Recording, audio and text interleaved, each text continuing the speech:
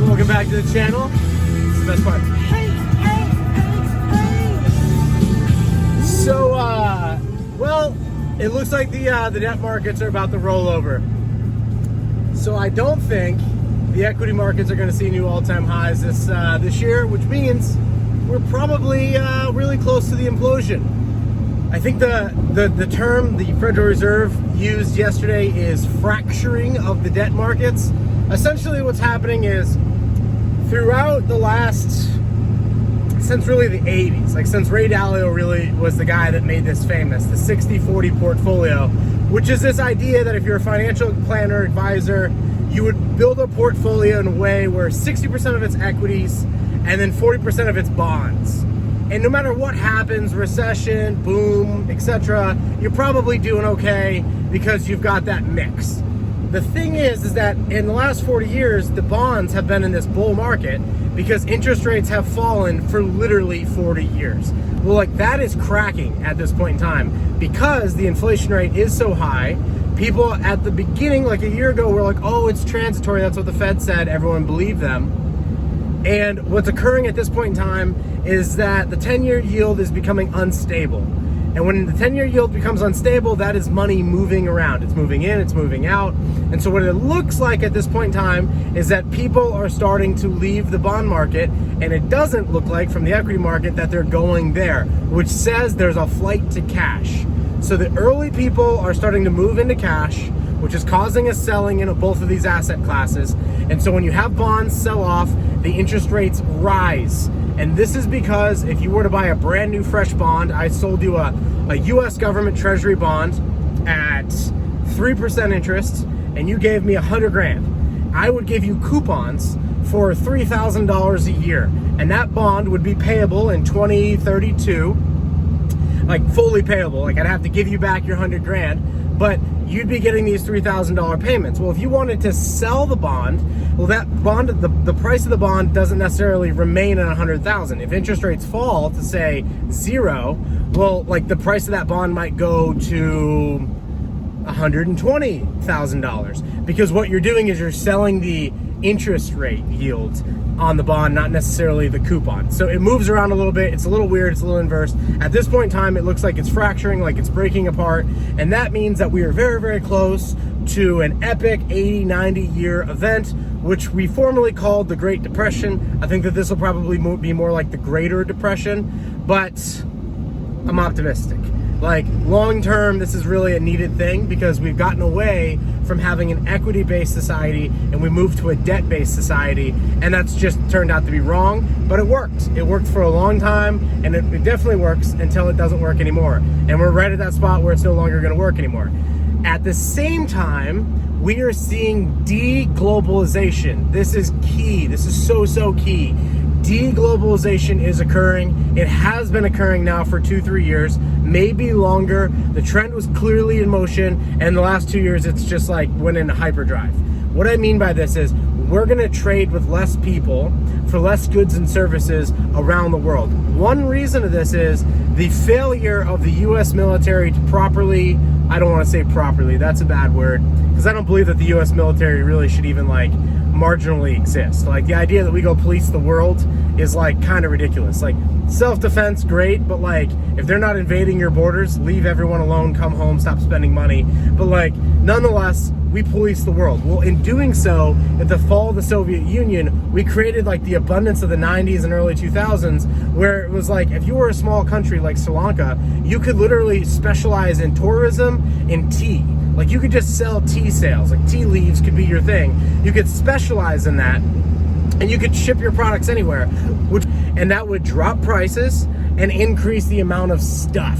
So instead of like producing corn in say Florida, we're able to produce it in the Midwest, like Nebraska. And Nebraska is so much more efficient at producing corn that we specialize in watermelon and oranges, and they specialize in wheat and corn, which works out great. And being that we're in the same nation, we can trade with each other. Like we can cross state lines relatively easy.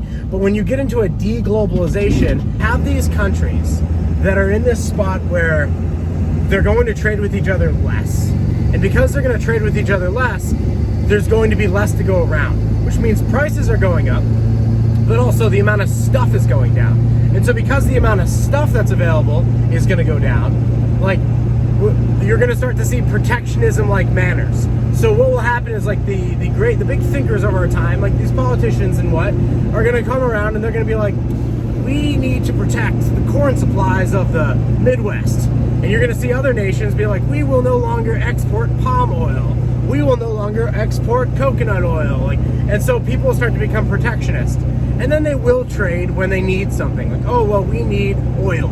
And so we're willing to trade you corn for oil. Like, you'll see this happen. But ultimately, you're not going to live in this world like in the 90s and early 2000s and even like the, from 2010 to 2020, like last 30 years. You're not going to live in that world. Like, that world is over.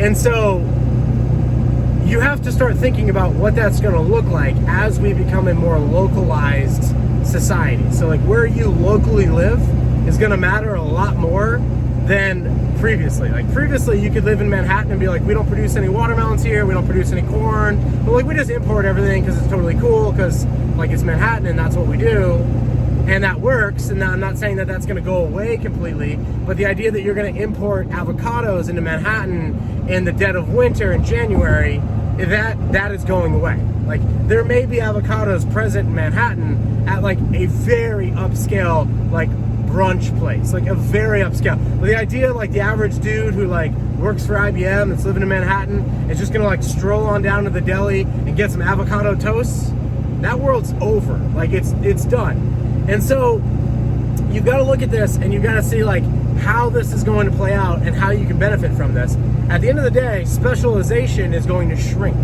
And then there'll be fracturing, just like the debt market. Like, there'll be fracturing and then a shrinking of specialization, which will mean that you're going to be in an inflationary cycle, like, until this settles out, and until local productive means are established and created, which means an investment into reshoring manufacturing, which means a policy decision into, like, it's okay to have factories here, which means, like, the EPA and OSHA have to kind of give it the green light, or the whole thing has to collapse, and then natural markets, maybe black markets, will just fix the problem, and there'll be like stuff again. Not at the same price, not as abundant, but like there'll be the manufacture of stuff.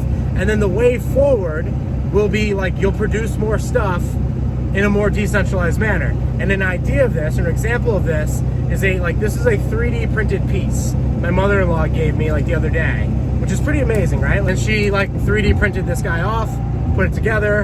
And so like the future here is going to be in creating designs, literally printing off what it is that you need, which is going to create a whole new, like, in my opinion, long-term, when you get on a sound money standard, because right now, like, the plebs, they're just not ready for this. Like, they're not ready to go to hard money. Like, they're not ready to go for items that can't be printed. Like, they love the dollar, like, they love the euro, they love the Canadian dollar. Like, they're not ready for all of that stuff to go away just yet.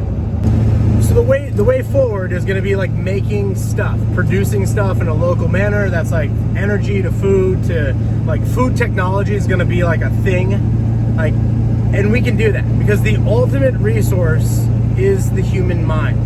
The current elite don't believe that. They believe that the world has a finite amount of resources and that the more people that there are, well, you divide the amount of resources divided by the people, and that means that the more people there are less resources per capita. Which means, like, being that they suck up like most of the resources and fly their private jets to climate change conferences, which I'm not against the jets, definitely against the conferences. But like, that's their Malthusians. Like, that's what they genuinely believe. But in reality, Julian Simon is famous for saying, like, nope, wrong, wrote a book on the ultimate resource, and he basically claims the ultimate resource is the human mind because it's truly unlimited in its capacity to create for the wants and needs of humankind. But we're in this weird little period of time where that's not like the norm, and so we're gonna have to experience kind of a depression. Like, that's what it's gonna be. Like, it's gonna be a depression where GDP shrinks, where like goods and services shrink, where globalization literally shrinks, and so the amount of stuff that's available is gonna be less. But like, in terms of stuff, yeah, we're gonna have less stuff. But in terms of like happiness or abundance or actual wealth, I think we're gonna be in a spot where it's going to be in the process, the beginning baby phases, soon, once we see this equity die off, like once we see the stock market and the debt market like actually implode, and it's coming, like these things go in like 80, 90 year cycles where they just hit like long-term bottoms. like gold to silver, like 80, 90-year cycles where like they just hit long-term bottoms. This thing's kind of sweet. It's like a fidget. These things go in cycles, and so long-term, super optimistic. Is I think that the long-term solution here is going to be currencies that don't inflate away, that can't be printed to oblivion, that can't be controlled by a small amount of elites, and ultimately production will be done at a very localized level. And then, you know, in the fullness of time and additional cycles, people will specialize and the world will calm down, and, you know, the superpowers will battle out for position, and we'll figure out who's going to patrol the seas and all that type of stuff. But like at this point in time, we're just in one of those turning moments where it's like the former changing of a guard, let's say, like the former big boy on the block, maybe not, maybe won't be the big boy on the block moving forward. We'll see. But deglobalization is occurring. The debt market and the equity market implosions next up. And a lot of people are not going to see this coming. Like they're not going to see this coming. Why they're complaining about gas prices? Like they're not going to watch like the idea that like avocados in January going to a big city near you, not happening. Not a problem, but like it's going to be the same thing with all resources, not just that. And so you want to be in an area where they were pretty prosperous 100 years ago before globalization, so that, you know, in theory they'll be prosperous again while we go through a deglobalization and a rebalancing of world superpowers. Thank you guys for being here. I will be down in the comments until the next video.